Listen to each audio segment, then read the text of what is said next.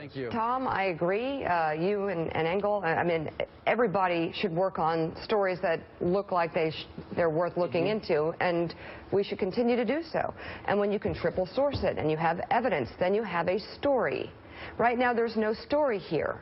And I think the people who are going with it at this point, and even if we continue this conversation, we're a part of it, but the two outlets that are actually going with this and releasing it are continuing to make the same mistakes that they have made in the run-up to this election, which is to let their bias get in the way of actually finding out what facts are and putting them out there. The whole thing has felt wrong from the beginning of this show. Well, the question Willie asked was a good question, though. I do believe that if there were no two-page summary, I think he could have said that. Right. I don't think it's a felony to say which is interesting there. Because he can say that this is the first time he heard about it was last night.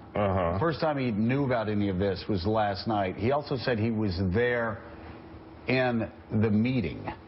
But the question is, if you were there in the meeting and you were not given something, I think you would not be violating any laws by saying, I was never given I was never given that. I don't think that would be a violation. I think that's the inconsistency right here, because he was able to say, we were not told about it.